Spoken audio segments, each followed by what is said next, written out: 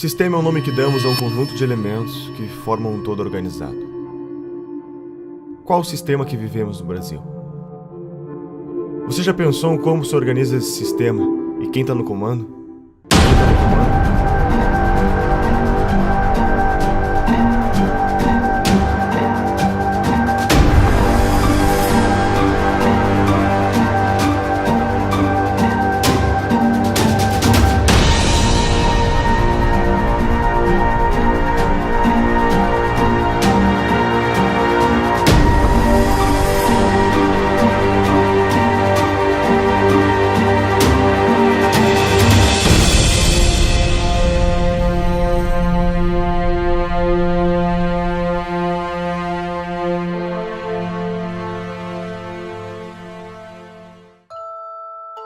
Será que o que vivemos hoje é apenas uma grande farsa, onde a cada 4 anos temos que escolher sempre entre 2 lados da mesma moeda? Estaria todo o sistema político infectado com o mesmo vírus? A história da nova democracia brasileira se confunde com o crescimento dessas ideologias de esquerda, pois os mesmos protagonistas que pautavam por esses ideais foram os que fundaram a nossa Constituição de 88, e são hoje os que estão à frente dos grandes partidos políticos no Brasil. Poder é fazer com que você seja obedecido, exercer sua autoridade por meio da influência ou da força. Existem 3 formas de exercer o poder em uma sociedade: o poder político-militar, o poder econômico e o poder intelectual. O que Marx propunha? O que os marxistas? Qual é o sonho dourado do marxista? Não é que não haja dominação, é inverter a classe dominante e a classe dominada. E para isso é preciso tomar o Estado por dentro. Espero que não tenha passado do point of no return, do estado de coisas além do qual é impossível voltar. Quando mais de 50% da população depende, inclusive economicamente, do Estado, quem votará para reduzir o Estado? Quando o Estado alcança um determinado ponto de grandeza, de tamanho, de custo, começa a se tornar inviável trazê-lo de volta a um tamanho razoável. E é por isso a força também da esquerda por um Estado cada vez maior, ainda que isso seja sustentável. Após a morte de Stalin, principalmente nos partidos comunistas em países democráticos, apostaram que a revolução se daria pela tomada dos espaços nos meios de propagação da mensagem, ou seja, pela conquista do poder intelectual. Conforme Gramsci, todos devem ser socialistas sem que se deem conta. Para se conquistar o poder, deve-se primeiramente conquistar as mentes e os corações das pessoas. E quem ficou com o PT, na verdade, foi o público, digamos assim, a base essencial e original do PT, que foi a intelectualidade, principalmente universitária. O PT surgiu com os intelectuais da USP, junto com o pessoal da Teologia da Libertação, um pouco, e a CUT. Mas ele, muito mais do que um partido de trabalhadores, ele sempre foi um partido de intelectuais, né? Então ele foi realmente o primeiro, digamos assim, intelectual coletivo, no sentido do Gramsci, a chegar ao poder no Brasil, tendo seguido a receita gramsciana exatamente, quase ipsis literis, né? Então vários fundadores do PT são intelectuais que, inclusive, foram os primeiros tradutores de Gramsci, que introduziram o Gramsci no Brasil. Há uma espécie de hegemonia do pensamento na formação dos nossos professores alfabetizadores. Eu diria que isso começa em meados da década de 80. E essa formação ela está no cerne do desequilíbrio educacional brasileiro. Os professores são formados nas universidades para aprenderem quem é Paulo Freire, quem é Emília Ferreira, quem é Marx, quem é Lenin, mas não tem a percepção do que é metodologia de ensino com evidência científica, como ocorre no mundo inteiro. Isso não é por acaso, e a tese tanto do Gramsci como os componentes da Escola de Frankfurt e da guerra de posição. Então as nossas universidades estão majoritariamente dominadas pelo pensamento de esquerda, e é lá que são formados os professores, é lá que é avalizado o livro escolar que vai para as escolas de todo o país. Introduziram o tal do socioconstrutivismo, que hoje sabe que o socioconstrutivismo não apenas imbeciliza a pessoa, mas cria até lesão cerebral, né?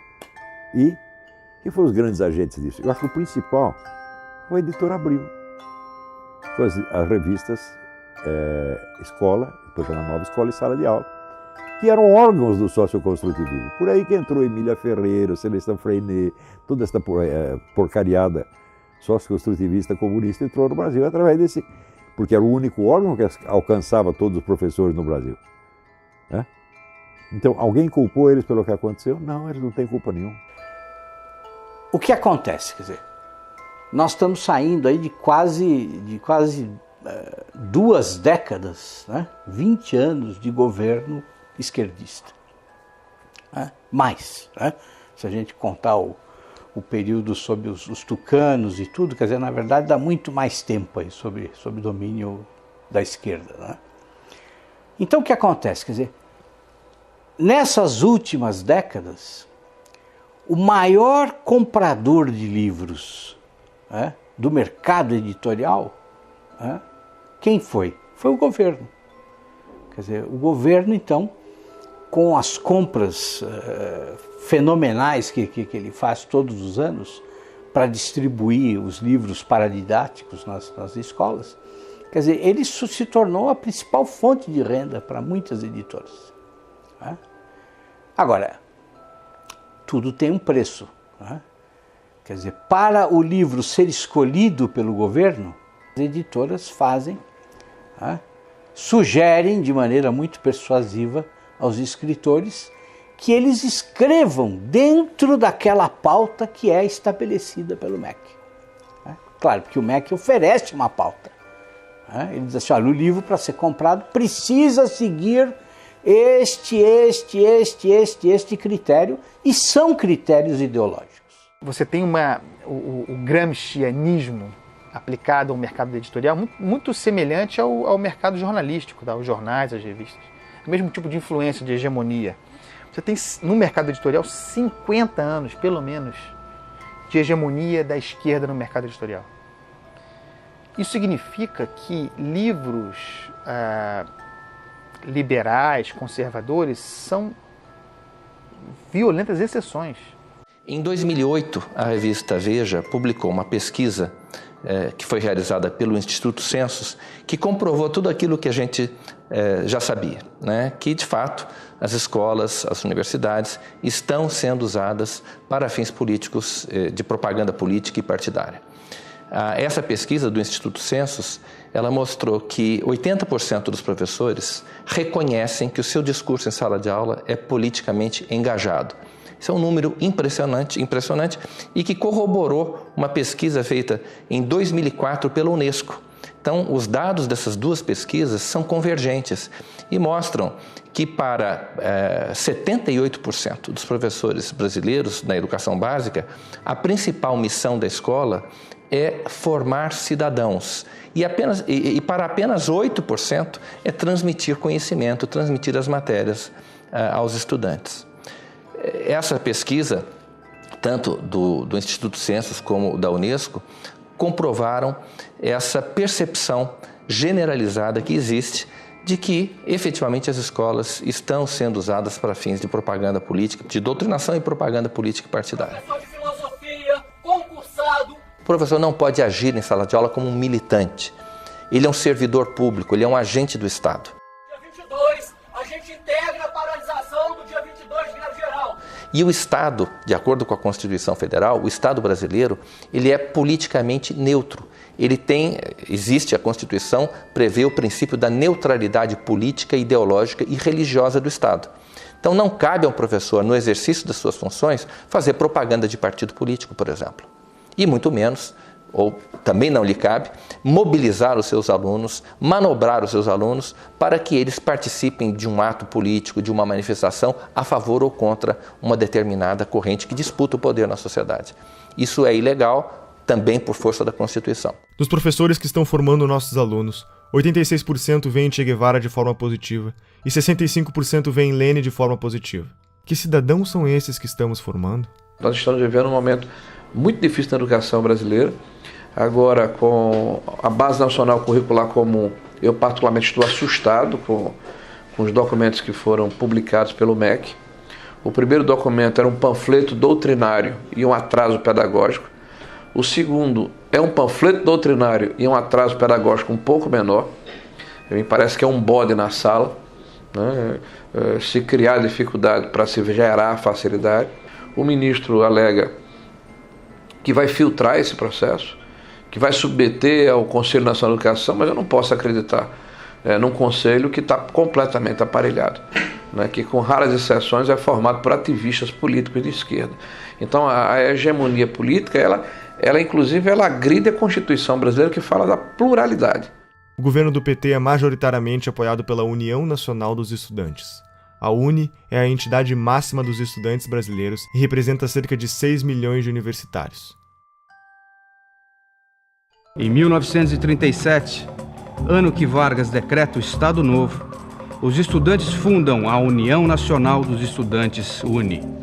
Na UNE, o mimeógrafo rodava panfletos fazendo propaganda socialista ao som da Internacional, tocada na vitrola doada pelos americanos. A União Soviética, pátria-mãe do socialismo, era o exemplo a ser seguido. E o comunismo a utopia em corações e mentes jovens pelo mundo afora. Até Carlos Drummond de Andrade fez versos para Stalin. A poesia fugiu dos livros, agora está nos jornais. Saber que resistes. Então, a UNE hoje perdeu credibilidade. A CPI da UNE é uma necessidade. Nós queremos pressionar as autoridades da Câmara nos próximos meses para que ela saia do papel. Ela está aprovada, está lida em plenário, ela tem que acontecer. A investigação principal é saber aonde foi, onde está sendo usado o dinheiro das carteiras estudantis arrecadadas no Brasil inteiro. Teve uma indenização, que nós queremos saber onde aplicar esse dinheiro, indenização pelos mortos na época da ditadura militar que tinham vínculo com a UNE. O que é isso? Foram milhões de reais via governo federal do PT, pagos por uma entidade como a UNE, e as famílias não participam disso. Existiram esses casos, não existiram, tem comprovação, não, fizeram uma indenização milionária. Nós queremos na CPI da UNE saber se esse dinheiro foi usado só para pagar ônibus, manifestantes que vinham aqui fazer protesto, ou seja, o governo aparelhou a UNE, a CUT, o MST com o dinheiro do governo para simular que eles tinham apoio popular para impedir o impeachment, aparelharam esses órgãos para virem aqui para contestar projetos de lei que poderiam investigar ou a criação de CPIs. Pode ter certeza. Meu feeling é que uma CPI da UNE põe mais gente na cadeia. O movimento estudantil ele é um movimento autoritário, totalitário, truculento, violento, e ele não... Eu cheguei a escrever isso outro dia numa coluna na Folha. Você encontra mais debate em igreja evangélica do que na universidade. A universidade não tem nenhuma liberdade de debate. Não há nenhuma possibilidade de você levantar qualquer posição contrária ao conjunto de professores que administram aquele espaço, certo? E, assim, há uma piora no sentido de que há mais jovens que chegam com um discurso fechado, identificado com a esquerda, já na universidade. E quando eles chegam na universidade, então, se você estiver falando assim de um curso de humanas, onde tem várias disciplinas de humanas, eu diria que 80% ou 90% do conteúdo dado em sala de aula será de esquerda.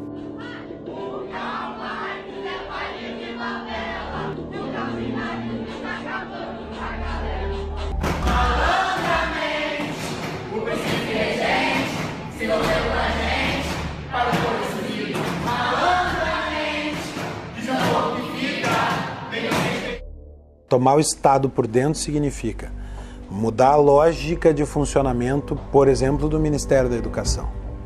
O Ministério da Educação agora deixa de ter a função de servir para Marx a burguesia e passa a ter a função de ser um elemento de revolução, de contribuir para a quebra da dominação da burguesia, da formação do proletário cidadão. Fecha muito com as teorias de educação que são aplicadas no Brasil. Essa questão da hegemonia da esquerda, né, sobretudo no meio universitário, que eu acho que isso fez muito mal para a cultura além da universidade, né, porque causou um certo uma restrição muito preocupante, né, do imaginário das pessoas. Uma coisa que o Olavo de Carvalho fala sempre, que a sua capacidade de imaginação, de ampliar suas imagens, é muito importante para quem exerce atividade intelectual, né? Há décadas estamos formando pessoas com base no pensamento marxista. Onde toda essa gente foi trabalhar? A mídia é o maior formador de opinião da população.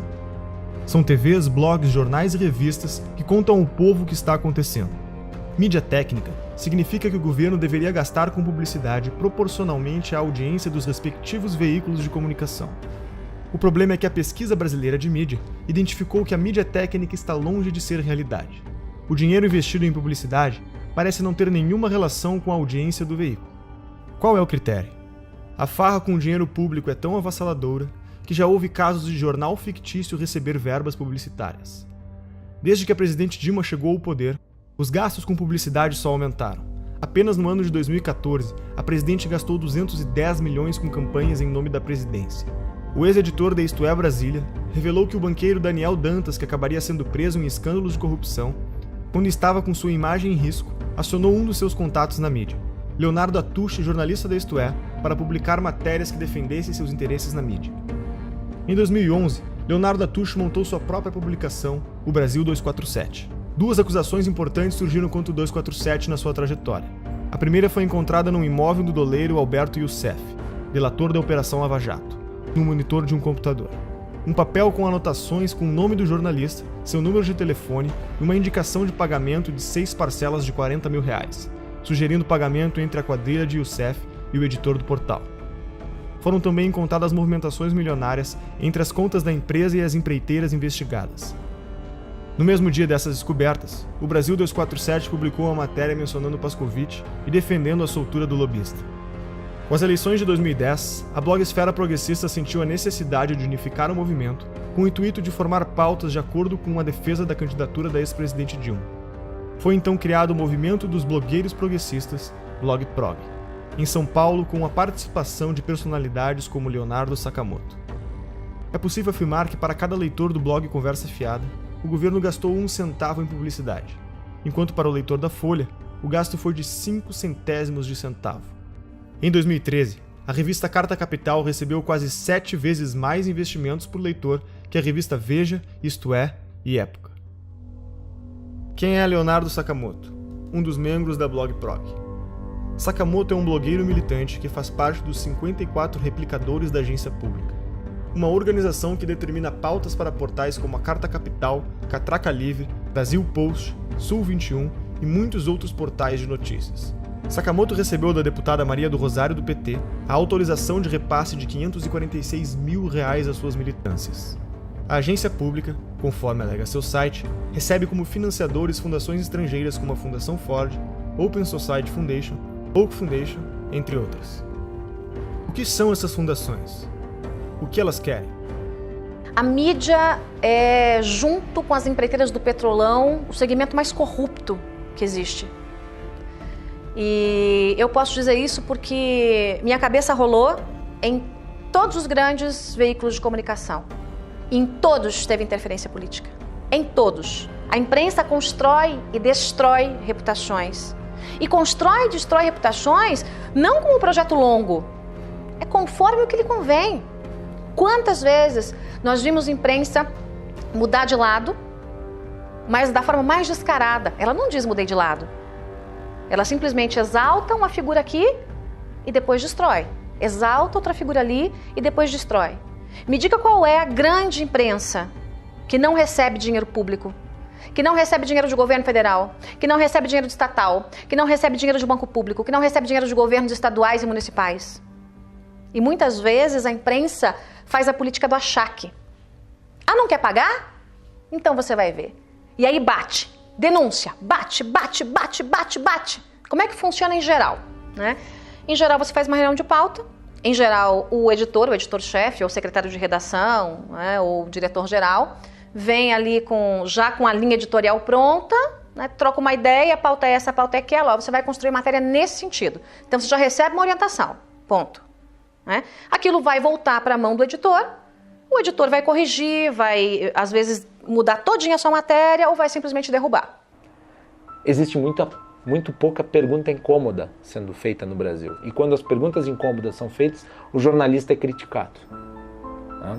E por outro lado, muitas das perguntas que são feitas não são feitas para o devido esclarecimento das coisas, mas para estimular uma narrativa. Às vezes uma narrativa ideológica, na maioria das vezes uma narrativa ideológica. Né? Em relação aos protestos que nós tivemos ao longo de 2015 e 2016 contra a Dilma Rousseff, contra o Lula, contra o PT, contra a esquerda, contra o esquema de poder que havia se montado no Brasil. A tentativa da imprensa era de vender a tese que estava sendo criada, né, nos grupos acadêmicos, nos centros partidários, nos diretórios de partido, de que na verdade se tratava de um bando de raivosos fascistas que queriam a volta dos militares para o poder. Fazendo uma reportagem sobre um mini protesto que havia ocorrido em favor do impeachment, ainda depois do dia 16 de março, a imagem da notícia era intervenção já. Ou seja, você tenta vender para a população uma coisa que não é. Isso se reflete na cultura. A Lei Federal do Incentivo à Cultura, número 8.313, conhecida como Lei Rouanet, foi criada durante o governo Collor e é o principal mecanismo de financiamento e incentivo à cultura do país. As empresas podem investir até 4% do valor de seu imposto de renda, recebendo o valor em forma de desconto e patrocinando projetos culturais. O Ministério da Cultura deve aprovar o projeto, para então o responsável poder captar o dinheiro. Já parou para pensar quem escolhe os projetos que são selecionados? E que projetos são esses? O grande problema são os editais. Nos editais existe uma comissão que vai julgar os projetos submetidos, né? Então, quais são os critérios da comissão? Aí tem lá uma série de critérios teóricos que eles têm que seguir, né? Mas na prática, a questão ideológica vai sempre prevalecer. Por quê? Porque a maioria das pessoas que participa do julgamento de editais são pessoas de esquerda. E não é só de esquerda socialista mesmo, entendeu? Não é esquerda... essa é a tendência. Então, você achar uma pessoa que, nesse tipo de edital, que não seja assim, é raríssimo. Você me perguntar quem faz parte de julgamento edital e que não é socialista, eu não vou saber dizer. E olha que eu conheço muitas pessoas, né? Então, o critério ideológico vai sempre prevalecer. Então, por exemplo, no meu caso, você quer fazer um filme sobre Olavo de Carvalho. Eu poderia passar 30 anos tentando, submetendo aí, nunca ia passar, jamais, entendeu? A Lei Rouanet se tornou um meio legalizado de desvio de verbas públicas. O incentivo à cultura, cuja proposta inicial era financiar projetos de novos artistas, passou a ser destinada a artistas já consagrados que não precisariam de lei para se manter.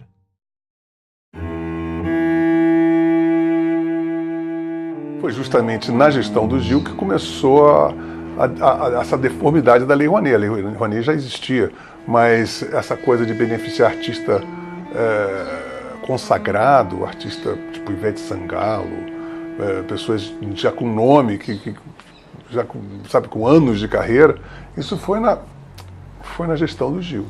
Olha, a gente está para abrir aqui a CPI da Lei Rouanet, exatamente para chamar artistas que receberam dinheiro sem precisar da Lei Rouanet. Então, o que fica suspeito, para não dizer comprovado, é que a Lei Rouanet serviu para comprar essa classe artística. Dificilmente você vê um ator se posicionando contra o PT. Regina Duarte começou a bater duro, tomou uma geladeira na Globo. E diversos outros ou nada falam ou apoiam. Por exemplo, Luan Santana recebeu 4,5 milhões da Lei Rouanet. Será que ele precisa mesmo desse incentivo do governo para colocar diante dos seus shows? Será que um ingresso ali, que com certeza não é menos de que R$100 para um show dele, será que o ingresso do show dele já não é suficiente para ele se manter? E assim eles vão conseguindo comprar toda a classe artística. E traz muita gente a reboque. Quando um cantor fala alguma coisa, os seguidores dele, que são fanáticos por ele, adoram a música dele, adoram o trabalho dele no cinema e etc., eles não tendem a se confrontar com essa pessoa. Então é muito interessante para o governo ter essas pessoas ao seu lado. E aí já emenda no artista, já emenda logo intelectual também, intelectuais, artistas, e vão trazendo eles para cá. Exemplo notório, Wagner Moura ficava aí no exterior denunciando o golpe. Chega a ser uma infantilidade hoje em dia ficar batendo nessa tecla do golpe. Mas eles ficam a todo momento batendo em cima disso até que vire verdade. Porque eles querem colocar nos livros das escolas que houve um golpe em 2016 contra uma presidente eleita democraticamente. Os sistemas totalitários que nós tivemos no século XX, eles tiveram como principais fontes do ódio era a raça, a classe e agora é o apartheid intelectual. Se você não é de esquerda, você é burro. São todos os donos do poder, todos esses, Chico Buarque, Caetano Veloso, Gilberto Gil, todos septuagenários. Todos detiveram esse poder cultural durante esses 50 anos. Não é uma questão apenas de que eles têm um poder político em 13. Isso o empresário tem que entender. Eles foram coronéis do Brasil durante esses 50 anos. A cultura, você tem um cinema novo, você tem a Semana de 22, você tem a Tropicália, você tem todas essas manifestações de cultura de esquerda, cacete. Um dos exemplos do enviesamento dos projetos apresentados pela Lei Rouanet é o filme sobre José Dirceu, um dos petistas envolvidos com o mensalão, para o qual foi aprovado 1,5 milhões de reais. O deputado do PSOL, Jean Willis, também vai virar documentário. Será financiado por 842 mil reais do dinheiro público. O filme do Lula foi financiado em 12 milhões de reais, por empresas que entre elas constavam Camargo Correia, OAS e Odebrecht. Esses são apenas alguns dos exemplos do destino dos mais de 15 bilhões de reais investidos pelo PT através da Lei Rouanet. Na prática, o que vemos é que o dinheiro segue a ideologia. Na 10ª Mostra do Cinema e Direitos Humanos, o conteúdo deveria ser relacionado com um dos seguintes temas: população LGBT, população negra, população em situação de rua, combate à tortura, enfrentamento da homofobia, mulheres, participação política, direitos humanos e outras minorias. A maior parte do dinheiro vem das estatais. A Petrobras gastou mais de 400 milhões de reais na última década para aprovar projetos como o Projeto Pai e Filho, que conta a história de um homem aprisionado e oprimido pelo poder do pai, que procura enfrentá-lo para quebrar a hierarquia da família.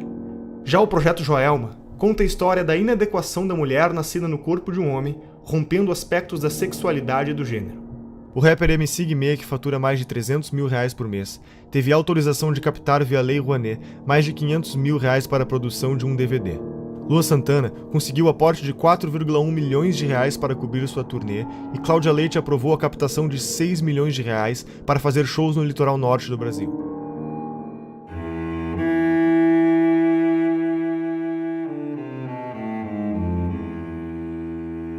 No referendo do dia 23, você vai decidir se é contra ou a favor da proibição do comércio de armas. Reagir com uma arma, muitas vezes, pode transformar a situação numa coisa muito pior.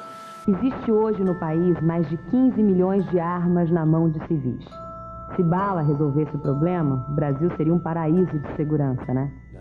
Olha, tinha artista que pedia o desarmamento, mas andava de carro blindado e seguranças armados até os dentes. Aí é muito cômodo, né? E eu consegui, através das minhas entrevistas, desmascarar esse povo todo. O Ratinho, por exemplo, eu lembro quando eu fui lá debater no programa dele, antes de entrar no programa, eu dei uma volta nas imediações do estúdio e comprovei que o carro dele era blindado. Comprovei que ele tinha 3 seguranças armados. Ele não tinha o direito de defender o desarmamento do povo quando ele não precisava disso, né? Outra, a Angélica, para você chegar no condomínio dela, a 300 metros você não conseguia chegar. Segurança totalmente armada. Se você acredita que vestir uma camisa branca com a pombinha da paz vai salvar a sua vida, use. Mas se você acha que uma arma dentro da sua casa, se você conseguir se antecipar à ação do marginal, vai salvar a sua vida, ninguém pode te negar esse direito. E é isso que nós defendemos, o seu direito de escolha. Se você quer, cumprindo os requisitos, você tem direito garantido. Coisa que, infelizmente, o governo do PT retirou isso do povo brasileiro. A violência pode ser usada para o bem ou para o mal. É que nem arma. A esquerda adora falar que a arma mata. A gente está num país que a gente sabe que tem mais arma que habitante e que a segunda emenda, que é o direito de legítima defesa, é sagrado.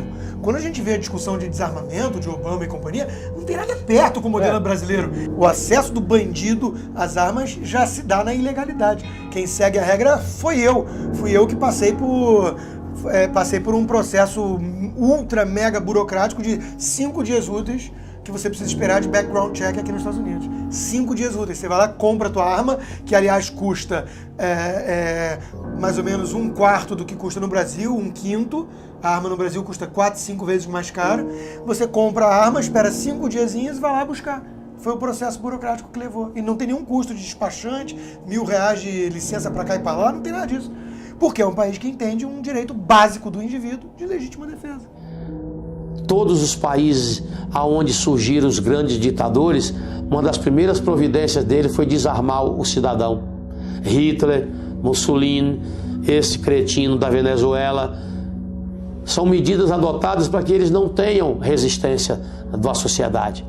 Só eles podem ter arma. Os países socialistas tendem a essa centralização, ao domínio com mão de ferro de todos os recursos do país. E isso eu acho muito perigoso, porque se esse controle centralizado cai nas mãos de uma pessoa com um caráter duvidoso, com intenções não lá tão boas, ele domina o país inteiro. Mas se for tudo descentralizado, é difícil que se instale, por exemplo, uma ditadura. Penso que é mais difícil. Inclusive, se a população estiver armada, é mais difícil que um governo imponha uma vontade que não corresponda à vontade do povo, se esse povo tiver condições de reagir. Agora, qual é a primeira coisa que se faz quando se quer dominar um povo? Desarma esse povo. O Instituto Sou da Paz, que trabalha pela redução da violência, acha que menos armas resultam em menos mortes. O que a gente precisa fazer é reduzir essa quantidade imensa que tem de armas circulando nas nossas estações. O Instituto Sou da Paz, que começou fazendo campanhas pelo desarmamento em 1997, receberam $492 mil da Fundação Ford do ano de 2007 a 2011 e $1,58 milhões da Open Society de 2013 a 2014. Que ONGs são essas? O que elas defendem? Lembra de Saul Alinsky? Segundo a CPI das ONGs realizada em 2007, foram apresentadas mais de 13 bilhões de gastos de diferentes esferas do governo.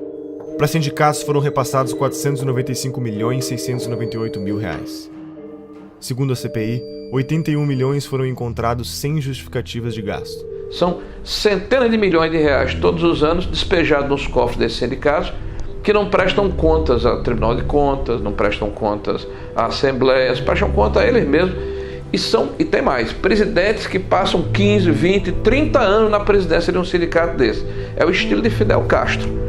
Né? Eles cobram liberdade, democracia, alternância do poder, mas não praticam, porque eles são cretinos, porque eles são basofiadores, eles são pessoas que dizem, faça o que eu digo, não faça o que eu faço.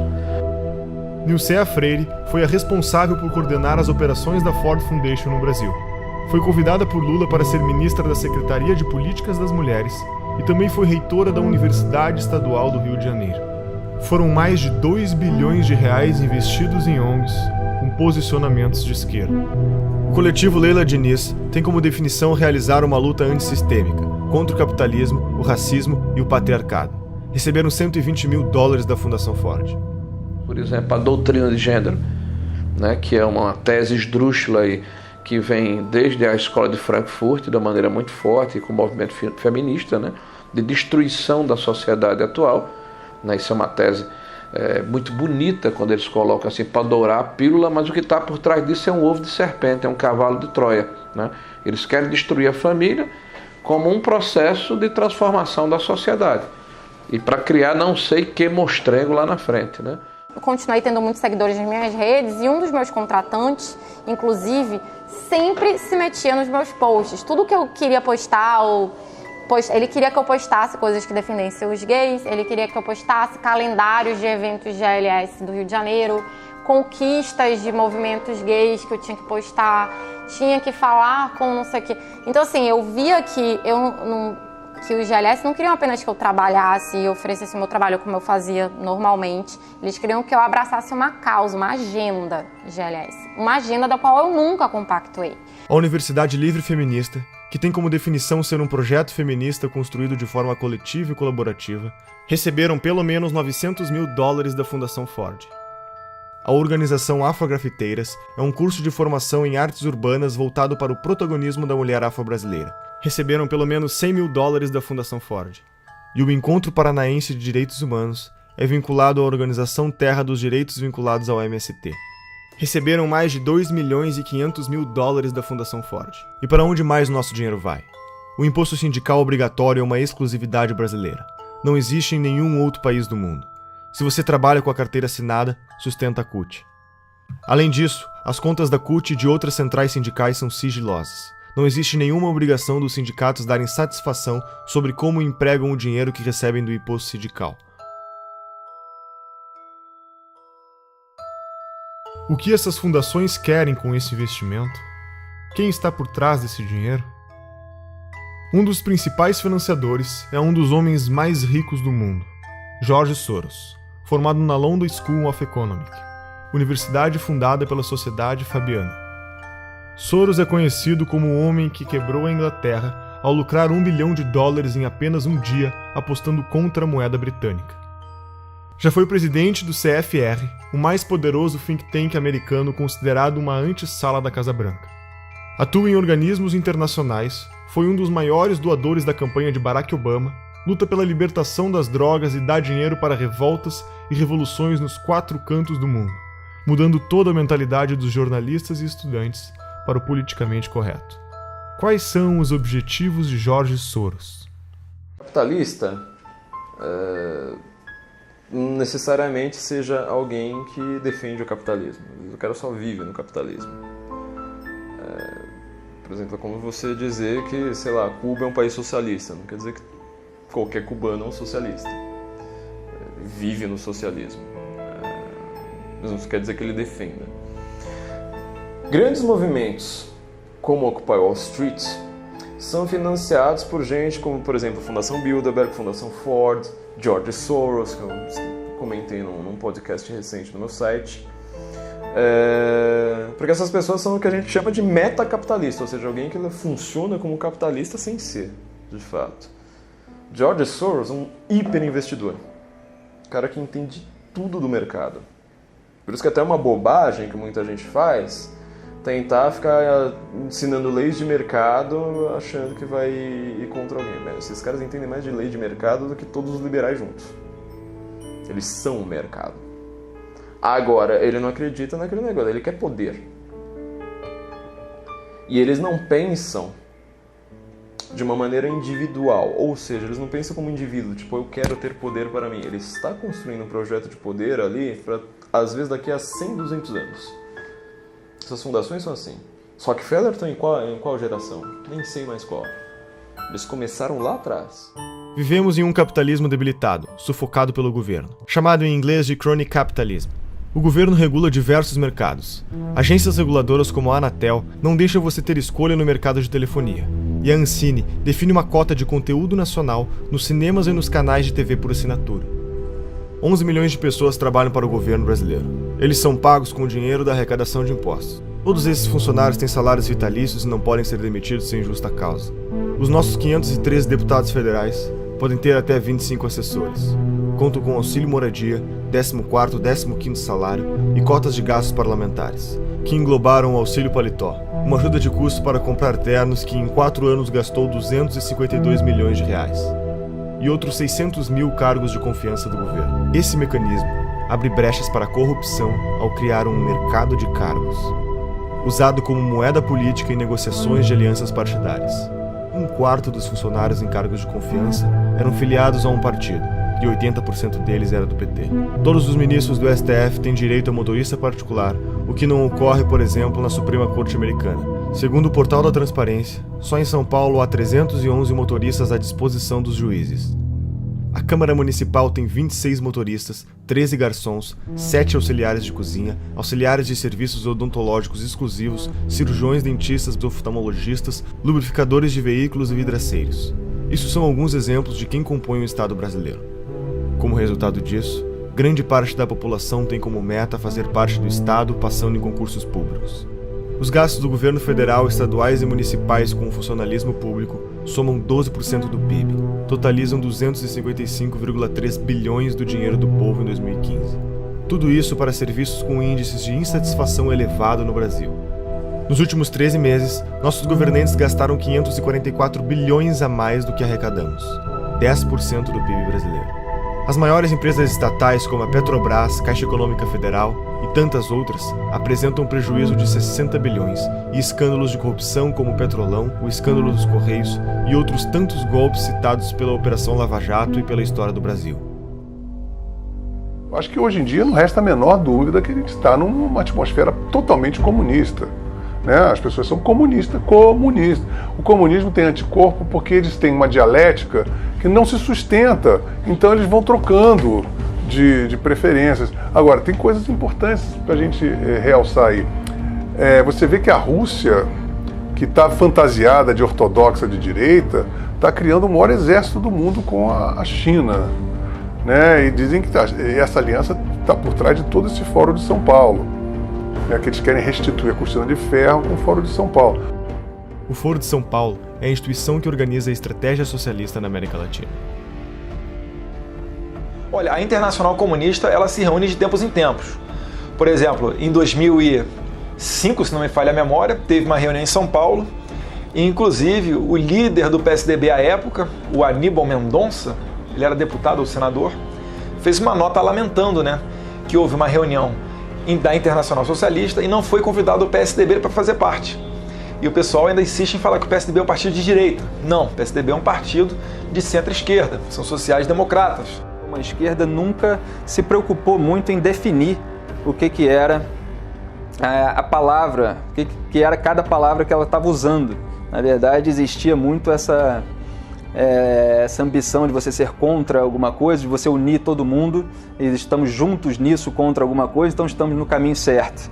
Né? Só que eles não diziam exatamente para onde que estavam indo e iam causando uma série de tumultos pelo caminho. Então estavam vendendo um futuro hipotético em nome do qual todas as ações no presente seriam justificadas. Aquilo foi muito fácil de entender e de aplicar aqui no Brasil, porque o debate público estava cheio desse pessoal propondo isso.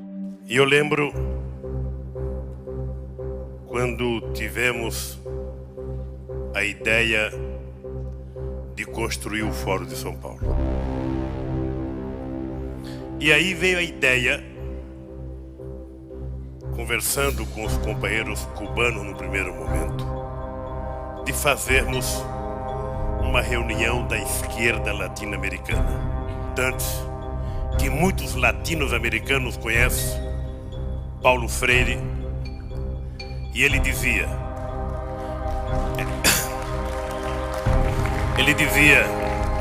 juntar os diferentes para derrotar os antagônicos. E nós, que uma das forças políticas que mais contribuiu para que nós chegássemos a construir o que nós construímos, foram os companheiros do Partido Comunista Cubano, que sempre tiveram paciência e experiência de nos ajudar. Não, fala-se, eu não acredito nisso, mas eu quero colocar isso na entrevista, de uma aliança, de um eixo Chaves, Fidel e Lula. Ô Boris, você sabe que isso é no mínimo uma piada de mau gosto, claro. E eu te aconselho até não repetir isso no vídeo.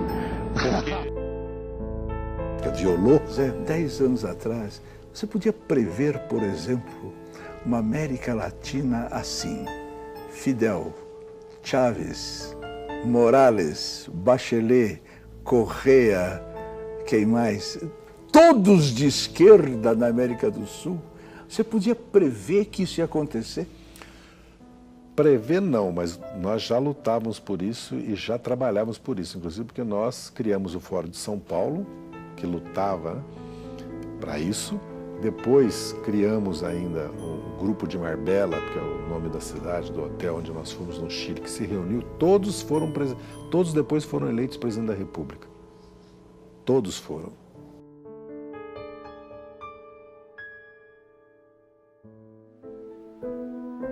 Tudo custou muito caro para o Brasil. Tudo custou muito caro para o mundo. Caro para a nossa educação, para as nossas crianças.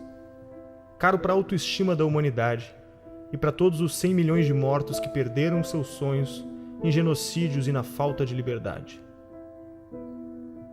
Herdamos a responsabilidade de acabar com a utopia. Nós temos o compromisso de aprender com o passado. Não podemos deixar esse episódio da história desconhecido. É nosso dever documentar tudo para que nas próximas gerações os jovens saibam que está na mão deles preservar a trajetória da humanidade. O mundo anseia pela verdade para se libertar e continuar crescendo. Não é só economia nem só política.